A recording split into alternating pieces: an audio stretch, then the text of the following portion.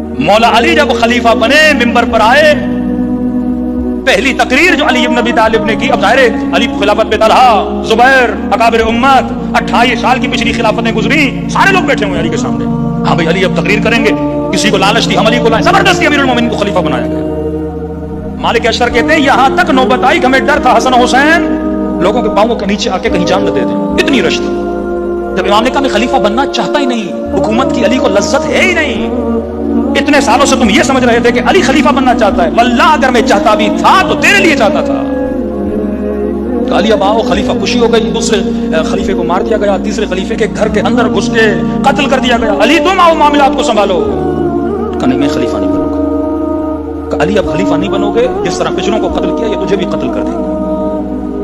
Bill जबर खलीफा बनाया गया। कहा देखो मेरी शराइत है, खलीफा बनूंगा, हुकूमत ऐसे करूंगा जैसे नबी किया करते थे, किसी और की सुन्नत पे नहीं चलूंगा, नबी की सुन्नत पे चलूंगा। अस्सलाम वालेकुम नाज़रीन, आप देख रहे हैं मेरा चैनल हुसैन जाफरी वीडियोस। मैं हूं जाफरी गदा हुसैन रिंद। आज की वीडियो में आपने देखा अल्लामा आरिफ हुसैन काज़मी साहब ने बयान किया कि किस तरह मौला अली अलैहिस्सलाम को ज़बरदस्ती खलीफा बनाया गया। हालांकि इमाम अलैहिस्सलाम को कोई भी तख्त व ताज और खिलाफत की लालच न थी, उनको मजबूर करके खिलाफत पर फायज किया गया। आपने सुना कि अल्लामा साहब ने बताया कि मौला अली अलैहिस्सलाम ने एक शर्त पर खिलाफत को कबूल किया। वो शर्त ये थी कि वो अपना दौर खिलाफत सुन्नत रसूलुल्लाह सल्लल्लाहु अलैहि वसल्लम के मुताबिक चलाएंगे। ये बात तो वाज़ेह होती है कि मोहम्मद व आले मोहम्मद के घराने के किसी भी फ़र्द को तख्त व ताज की कोई भी लालच ना थी।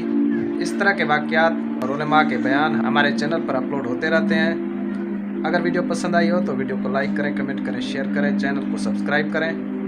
मिलते हैं अगली एक और अच्छी वीडियो में, तब तक के लिए अल्लाह हाफिज़।